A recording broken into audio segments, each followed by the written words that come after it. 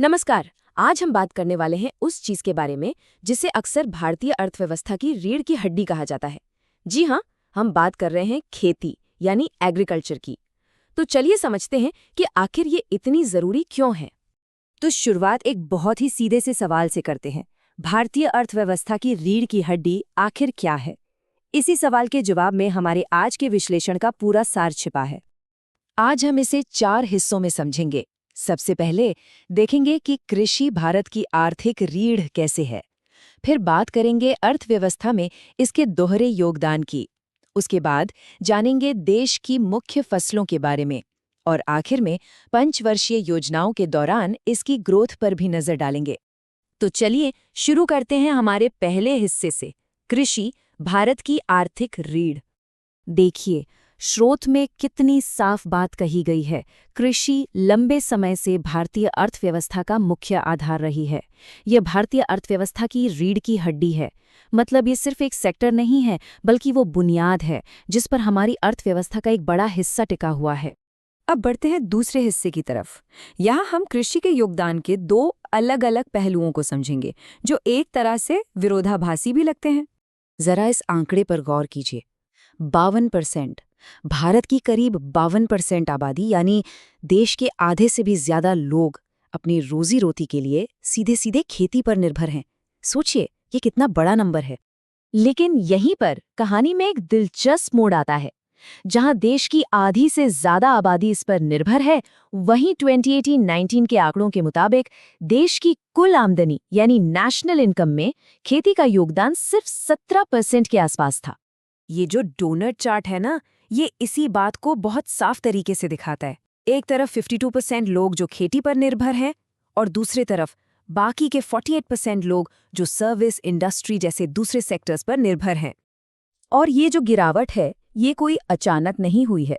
1950 के दशक में जहां राष्ट्रीय आय में खेती का हिस्सा 56% तक होता था, वो 2018-19 तक आते आते 17% पर आ गया।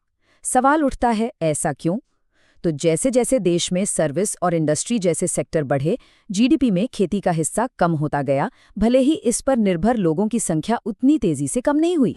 लेकिन इस गिरावट के बावजूद एग्रीकल्चर सेक्टर की अपनी एक अलग ही ताकत है। और इसका सबसे बड़ा सबूत हमें मिला कोविड-19 महामारी के दौरान। जब देश के बाकी सभी बड़े सेक्टर्स नेगेटिव में जा रहे थे, तब खेती ही एकमात्र ऐसा सेक्टर था जिसने पॉजिटिव ग्रोथ दिखाई। ये इसके लचीलेपन को दिखाता है। चलिए अब अपने तीसरे खंड की ओर बढ़ते हैं, देश की फसलें, और ये देखते हैं कि भारत की जमीन पर मुख्य रूप से क्या-क्या उगाया जाता है। तो देखिए, भारत की प्रमुख फसलों को हम मोटे तौर पर 4 श्रेणियों में बांट सकते हैं। पहली है खाद्यान्न यानी फूड ग्रेन्स, दूसरी है वाणिज्यिक फसलें या कमर्शियल क्रॉप्स, तीसरी बागान फसलें या प्लांटेशन क्रॉप्स, और चौथी है बागवानी यानी हॉर्टिकल्चर। अब इनके उदाहरण देखें तो खाद्यान्न में चावल और गेहूं सबसे अहम है। वाणिज्यिक फसलों में कपास और गन्ना आते हैं।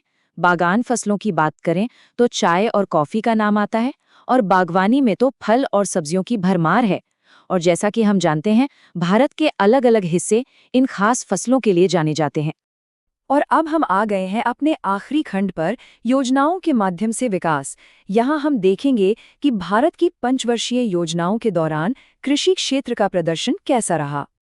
ये बार चार्ट हमें अलग अलग योजनाओं में खेती की विकास दर को दिखाता है। और इसमें साफ दिखता है कि ये सफर काफी उतार चढ़ाव भरा रहा है। कभी विकास दर बहुत अच्छी रही तो कभी बहुत ही धीमी। इन सभी आंकड़ों में से 2 पर खास ध्यान देना जरूरी है। सबसे कम ग्रोथ रही तीसरी पंचवर्षीय योजना के दौरान, सिर्फ 0.73%, और वहीं सबसे शानदार ग्रोथ देखने को मिली 8वीं पंचवर्षीय योजना में 4.68%, जो कि आर्थिक उदारीकरण के दौर से मेल खाती है। चलिए अब परीक्षा के नजरिए से एक फटाफट रिवीजन कर लेते हैं, ताकि सभी जरूरी बातें दिमाग में बैठ जाएं। तो क्या क्या याद रखना है? पहली बात, कृषि को भारतीय अर्थव्यवस्था की रीढ़ की हड्डी कहते हैं। दूसरी, लगभग 52% आबादी इस पर निर्भर है। तीसरी, 2018-19 में राष्ट्रीय आय में इसका हिस्सा करीब 17% था, जो कभी 56% हुआ करता था।